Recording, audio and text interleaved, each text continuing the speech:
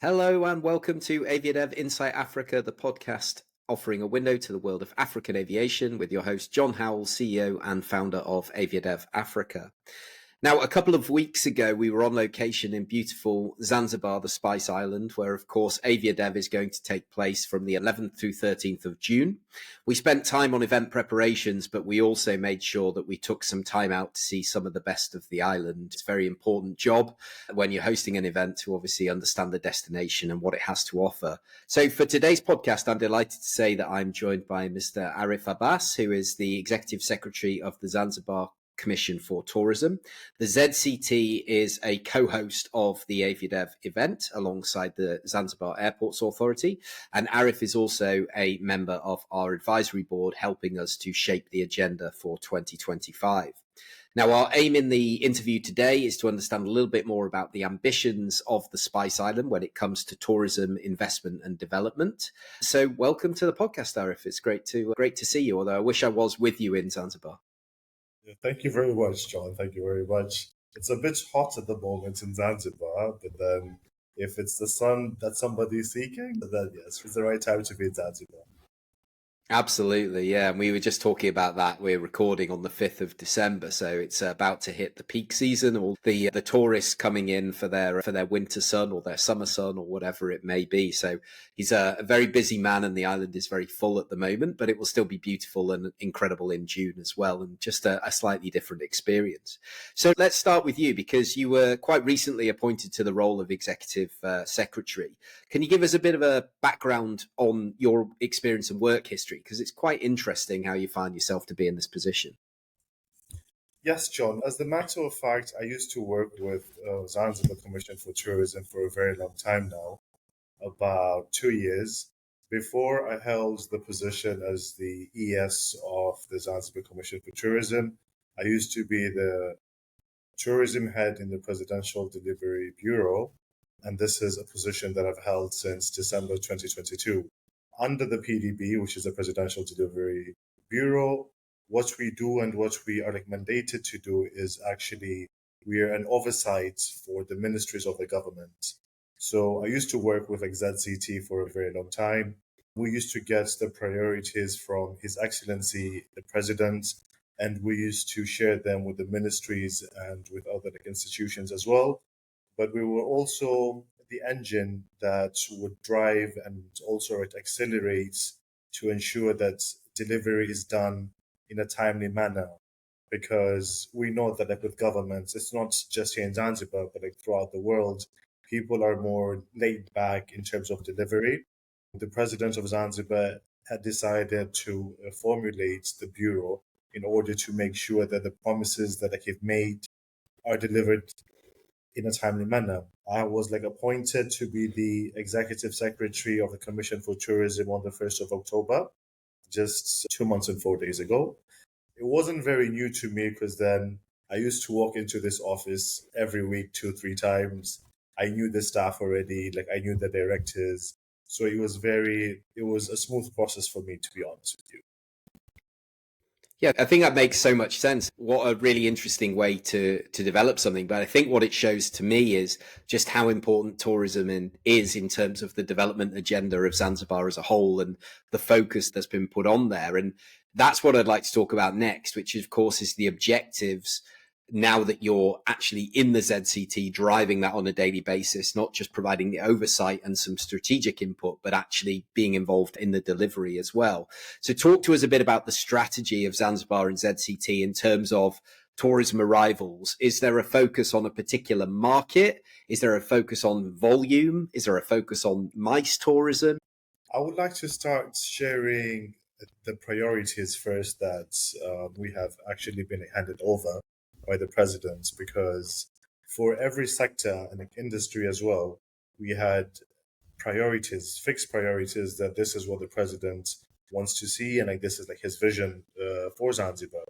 So when it came down to tourism, he had a few priorities, and one of them was he wanted to focus on the high-end markets as well for Zanzibar, but he wanted to increase in terms of volumes, because as of last year, 2023, Zanzibar has seen over 638,000 tourists. This year, until last month, we were at about 630,000.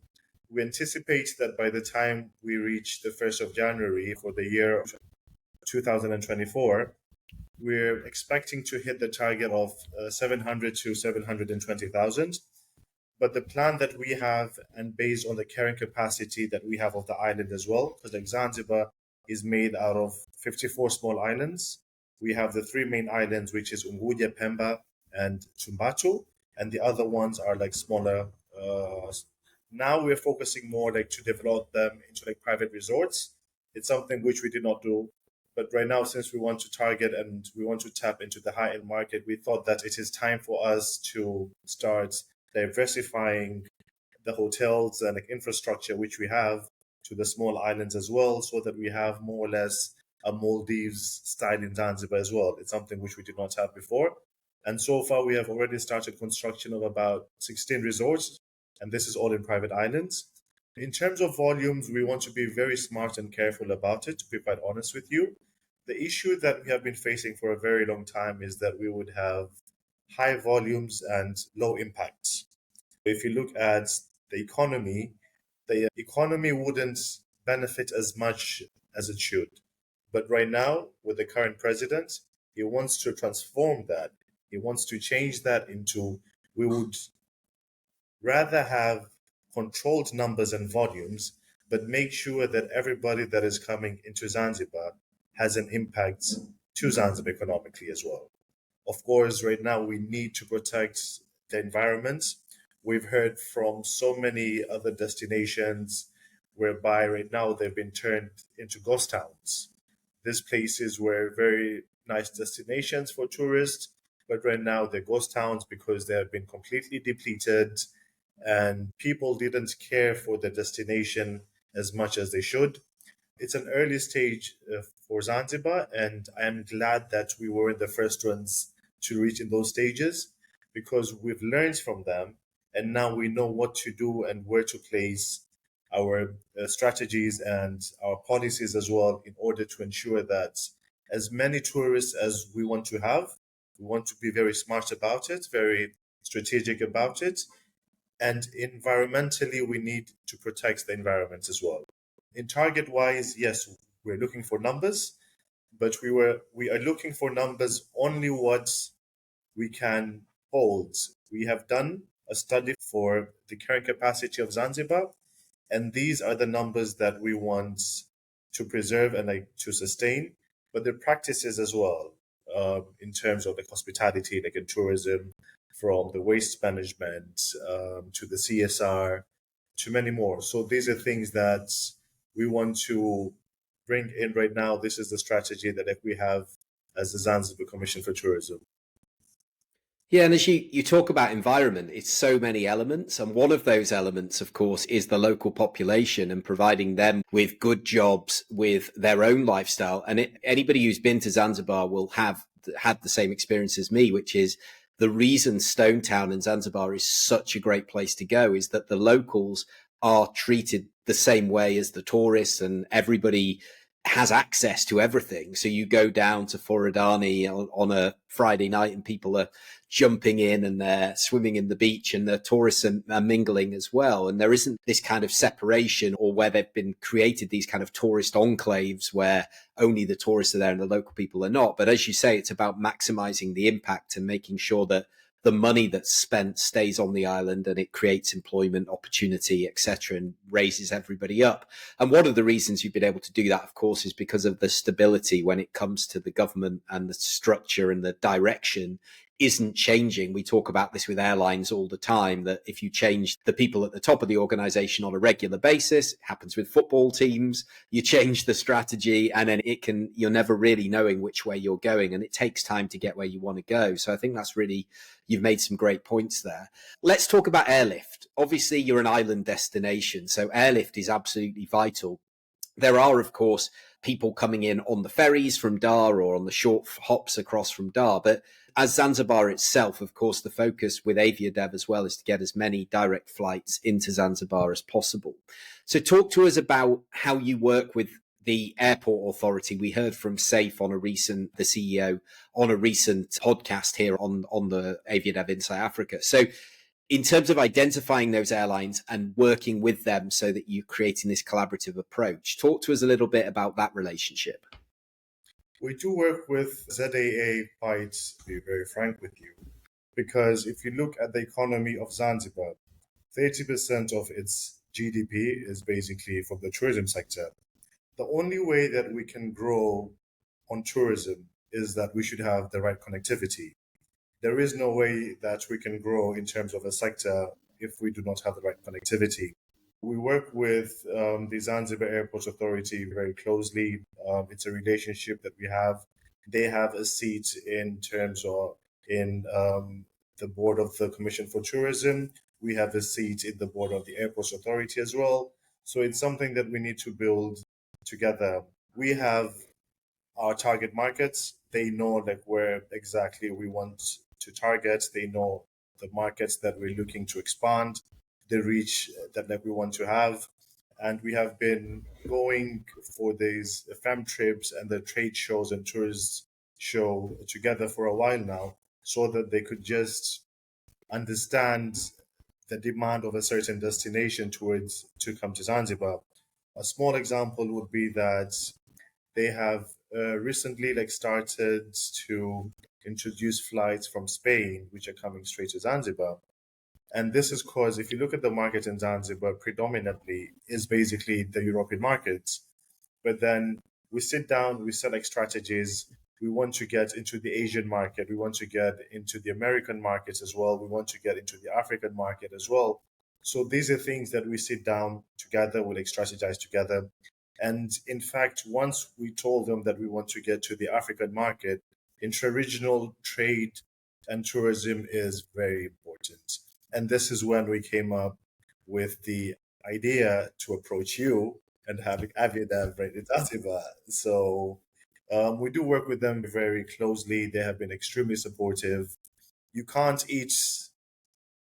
really can't eat something if you don't have your hands to eat it with, right? So it's a whole body that makes an impact. And ZAA, to be honest, is a very important component to this body, which is Zanzibar. They have been doing extremely well as well in terms of performance. They have Terminal 3 that is it's small, it's a decent sized airport, but super service. And now they're also expanding to the Terminal 2. They're doing some renovations to that as well. If I'm not mistaken, they had a capacity, I might not be too accurate on this, but if I'm not mistaken, they had a capacity of about 2 million visitors as of last year. We want to expand that as well and increase that as well. So we're working with them in so many aspects just to make sure that we get the right number of visitors, but most importantly, we get the right visitors. Yeah, that's the point. I think you've made the point for us about the whole AviaDev thing, and why that was so compelling for us is because from the beginning we could see the partnership between ZCT and ZAA, and it's really refreshing because for years we've been talking about, look, a tourist does not fly to the airport. The tourist comes, or the business traveler has come to do business, has come to that destination, spend time in the destination. So why would the airport do all the heavy lifting when it comes to trying to convince an airline? The benefit is often seen much more by the tourist board and by the tourism practitioners. So when you guys come along and you're like, we understand this, we're already working together, we're a consortium, and obviously it's a co-hosted event. It was a real sort of selling point for us that we knew you'd all be aligned, in addition to all of the things that you've said about the incredible growth. I think Saif said year on year, it's 30%, give or take, the growth. And there is still capacity, which is often a limiting factor in Africa, as we know, that actually the airports are already struggling. They're at capacity. They couldn't grow if they wanted to. Zanzibar, we don't have that issue with the new terminal, with the investment, and with obviously the support there as well with the consortium that's come in to help with the airport too. So I think all of those things lead it to being such an exciting opportunity to bring the AviaDev community over to Zanzibar. So before we close, I wanted to ask one question about the geographic targets. You touched on sort of Spain. We know Italy's always been a big market, UK, etc. But What are the most promising regions, and Africa especially? You mentioned that, which is really exciting for us because, of course, predominantly AviaDev is there to improve intra-African connectivity. So give us a bit of an overview. I'm sure nothing's off the table, but the top markets that you see as source opportunities over the next few years. Yes, that is actually well said, that nothing is off the table, because we like saying Zanzibar is there for the world and to the world. But however, in terms of like strategy, we can't actually start to market or to target 200 countries at once. We do have a list of priorities that we have right now. And the reason or the factors that we considered on how to come about these priorities are, first, the connectivity, which we do have right now, because we do have some flights that already do fly into Zanzibar.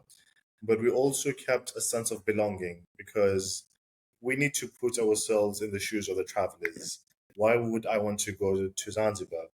There are some travelers that are keen to see the beaches, the sun, sand, and sea.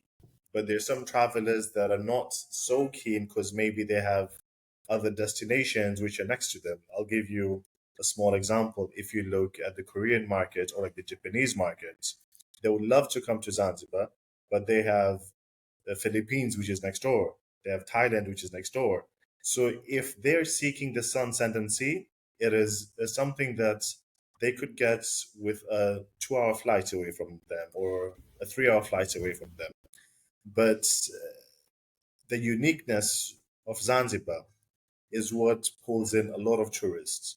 The first thing is that we have the culture. We see that people only do travel to a destination to get a connection with the destination. And the best way for you to get a connection with the destination is for you to indulge into the culture of the destination as well. So we have the culture, we have the heritage as well. We have the Stone Town, which is just beautiful. If you look at Stone Town, it is actually the only living heritage site in the world right now. There's so many heritage sites, but you can just go and see them, but nothing is going on. It's just something that you go view, and after that, you leave. But if you come to Stone Town in Zanzibar, it's a living heritage site. There is life to it. There is hotels, there are homes, there are restaurants. All of this is in the World Heritage Site and is recognized by UNESCO as well. So to come back to your question, our target are the people that want to explore the culture of Zanzibar, are the people that feel that they have a connection to Zanzibar, but also people that seek what we're offering in Zanzibar. So we've seen that in the European market. We've seen that in the Middle Eastern markets, because there is like historically, we had a lot of like relationships between the Middle East and also Zanzibar as well. So if you look at the culture as well, it is quite like influenced with the Middle Eastern culture, but also the African markets. We are very keen in like opening up Zanzibar to the African markets, because right now at the moment you have people from Africa. You have Africans that are going to travel to Thailand, to the Philippines, to Malaysia, to the Bahamas, and they're going there for a product which is just next door. We're opening it up right now to the African markets. Again, this is one of the reasons why we need AviaDev to be in Zanzibar. We need all these African airlines to see the product which is in Zanzibar, and we need to collaborate with them. As ZCT, I need to set my marketing strategies as well, but I can't start setting a marketing strategy if I don't have connectivity. So again, I'm going to come back to AviaDev, that I need you guys to help us with connectivity so that we could start with our marketing strategies as well. I understand that some travelers, they do not mind going somewhere and having a transit, but if we get the connectivity, it is ease of tourism. It is very easy for me to decide to go to Dubai or to South Africa right now for a weekend, because it's just 5 hours away. If I decide to go to Dubai, it's 5 hours north. If it's South Africa, it's 4 hours south, because there is a direct flight. But if I was told that I need to go to another country and wait for 4 hours in order for me to get a flight to go to Dubai, it has an impact on the decision-making process, to be quite honest with you. So we really need connectivity. We need to connect Africa. We need to connect Europe. We need to connect the Middle East. We need to connect Asia as well. So there are some countries such as India and Zanzibar. They do also have some ties historically as well. So it's something that we want to explore. But the American market, the Americans do have the Bahamas and the Caribbean as well. But something that we do have in Tanzania per se is that we have the safaris as well. And now from Zanzibar, we have already started a new product whereby we're selling safaris from Zanzibar. People can come and enjoy their holiday in Zanzibar. They can take a flight in the morning, go to the national parks, and then fly back in the evening. So this is something that we have, and it's something that we want to sell to all the destinations that like safaris, they like the beach, the sun, sand, and sea, they like culture, they like heritage. So this is our target market right now, and this is our focus. Yeah, it's a really compelling story, and all I can do, which I've done through all the work that we've done on social media and my trips and everything else, is just say there's very few places in the world that have all of these things. You've got the sun, sand, and sea, but then, like you say, the living World Heritage site is just amazing, and being able to immerse yourself in Stone Town. And for everybody listening that's coming to AviaDev next year, we will be taking you into Stone Town. You will get to do that tour. The venue is close. We're going to do some activities down there as well, so we won't give too much away yet, but you'll definitely have the opportunity to explore. But the most important thing, of course, is the conference is Wednesday to Friday. So we want you to either come early or leave late. You can bring your family. We're working with the tour operators, with the tourism board, to make sure that we create some packages off the back of the event as well. And obviously, of course, you can also get into the safari product too. So much to offer. And we haven't even touched on the wildlife, the monkeys and the dolphins and all these other things you can do, and some of the really unique experiences and the unique geology and geography of Zanzibar. I'm sure all of our delegates are really excited and interested in checking it out. I remember the excited noises they were all making when we announced Zanzibar in Namibia last year. So it'll be great to work with you, Arif, and great to work with the ZCT team. And thanks for all your support so far. And we've got an exciting 6 months until we deliver the event in June. Yeah, thanks so much for joining us. It's been great chatting to you. Thank you very much, John. It's a pleasure. Whatever you need from my side, I'm there. Well, I know, and we do appreciate that too. Thank you so much. So out there, if you did enjoy this, do hit share and share this episode with somebody you think would benefit from having a listen. Don't forget to subscribe to the podcast as well, so you never miss another episode. And we will be back very soon for the next one. Until next time, take care and thanks for joining us. Goodbye.